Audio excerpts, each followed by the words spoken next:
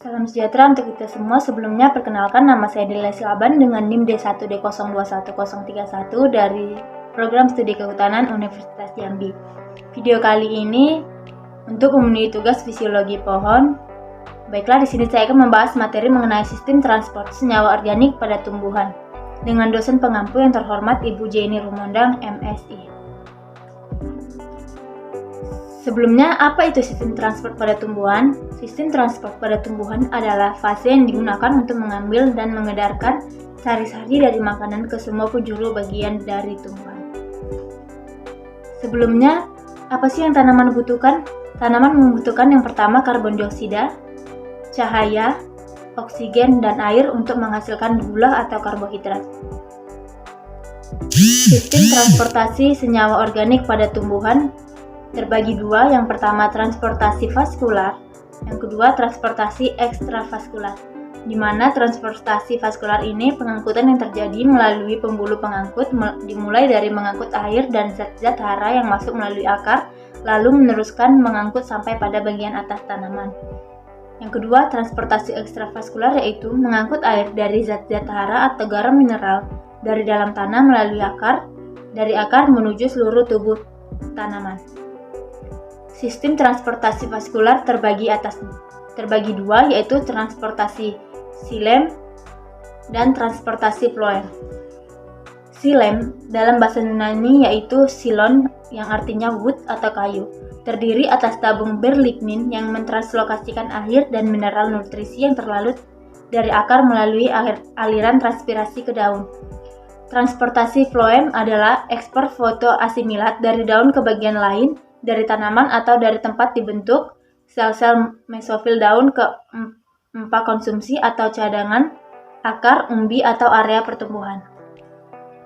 Komponen penyusun jaringan xilem. Yang pertama yaitu trakeid. Trakeid berfungsi sebagai penopang dan pengantar air. Trakeid tersusun atas sel-sel yang berbentuk lancip dan panjang di mana dinding selnya terdapat lubang-lubang atau pori-pori. Yang kedua, trakea. Trakea terbentuk dari sel-sel silinder yang mati setelah dewasa. Pada ujung selnya akan bersatu membentuk sebuah tabung berpori-pori yang berguna sebagai pengantar air. Ini dinamakan sebagai pembuluh. Yang ketiga yaitu parenkim xilem. Sel-sel parenkim yang terdapat pada xilem memiliki vakuola yang berukuran besar sehingga dapat digunakan sebagai penyimpanan cadangan bahan makanan, getah, tanin, dan kristal. Yang keempat yaitu serabut xilem. Serabut xilem tersusun atas sel-sel panjang dengan ujung yang runcing. Pada dinding sel serabut xilem juga mengandung lignin dan pori-pori yang lebih sempit dibandingkan dengan trakeid. Komponen penyusun jaringan phloem. Yang pertama, sel pembuluh tapis. Sel bulu tapis memiliki bentuk seperti tabung di mana pada bagian ujungnya saling bertemu sehingga membentuk sebuah saluran. Sel ini berfungsi untuk mengangkut hasil fotosintesis dari daun ke seluruh tubuh tanaman. Yang kedua yaitu sel pengantar atau pengiring, merupakan sel-sel yang terdapat di seluruh tubuh phloem. Selain itu juga berfungsi untuk menjadikan bahan makanan sel-sel yang masih hidup. Yang ketiga yaitu parenkim phloem, berfungsi untuk memisahkan antara phloem yang satu dengan phloem yang lain. Selain itu juga berfungsi untuk menyimpan cadangan makanan. Yang keempat adalah serat-serat atau serabut phloem, merupakan jaringan sklerenkim yang berfungsi memperkuat atau menopang pembuluh phloem. Sistem transport ekstravaskular terbagi atas dua, yaitu yang pertama simplas, bergeraknya air dari dalam tanah dan zat telarut melalui bagian hidup dari sel tumbuhan. Yang kedua yaitu transportasi apoplas, di mana menyusupnya air dari tanah secara difusi bebas atau transport pasif melalui semua bagian tidak hidup dari tumbuhan, misalnya dinding sel dan ruang-ruang antar sel. Perbedaan transport via phloem dan transport via xilem. Yang pertama yaitu pada phloem berlangsung melalui sel-sel hidup, sedangkan pada xilem berlangsung pada sel-sel mati.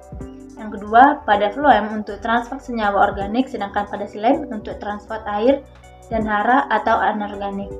Yang ketiga, pada phloem pergerakan secara dua arah, sedangkan pada xilem pergerakannya secara searah atau satu arah.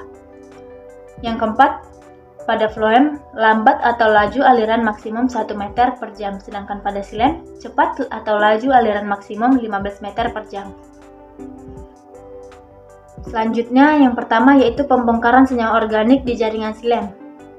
Penguapan air dari daun disebut transpirasi. Uap air keluar melalui stomata. Transpirasi menciptakan gradien tekanan air. Unsur hara bergerak secara pasif ke dalam pucuk daun bersama-sama dengan air mengikuti aliran transpirasi atau oleh tekanan akar. Setelah air masuk ke dalam pembuluh xilem, unsur hara akan ikut aliran air ke pucuk melalui aliran massa. Yang kedua yaitu pembongkaran senyawa organik di jaringan floem. Pemuatan floem. Yang pertama, transfer dari sel mesofil daun ke unsur pembuluh tapis floem. Yang kedua, selama pemuatan floem, sel mesofil berada pada potensial osmosis yang lebih rendah atau air lebih rendah daripada unsur pembuluh tapis. Yang ketiga, pemuatan floem membutuhkan energi untuk mengantarkan gula ke daerah yang konsentrasinya lebih tinggi. Yang keempat, pemuatan floem menyebabkan peningkatan potensial osmosis dalam unsur-unsur pembuluh tapis. Yang kelima, pemuatan floem meliputi pengantaran gula dari simplas atau sel-sel mesofil ke dalam apoplas atau dinding sel, dan kemudian ke dalam simplas atau sel-sel floem. Pembongkaran pada floem yaitu transfer hasil fotosintesis dari unsur-unsur pembuluh tapis floem ke sel-sel tempat penerima atau pemanfaatan dapat membatasi laju dan mempengaruhi translokasi. Jaringan zinc disuplai oleh floem unload. Ada dua kemungkinan untuk floem unload. Yang pertama yaitu simplastic unloading, di mana sukrosa dan asam-asam amino mencapai sel organ zinc langsung dari Schiff elements melalui plasmodesmata. Yang kedua yaitu apoplastic unloading. Pada awalnya senyawa ditransportasikan dari sheath tube ke kompartemen ekstraseluler dan kemudian diambil oleh sel-sel organ zinc. Ini adalah gambar di mana dari floem loading menuju elemen saringan yang mengangkut senyawa organik yang dibuat selama proses fotosintesis sampai ke floem unloading. Baiklah, cukup sekian materi yang dapat saya sampaikan. Kurang dan lebihnya saya mohon maaf. Terima kasih. Bye.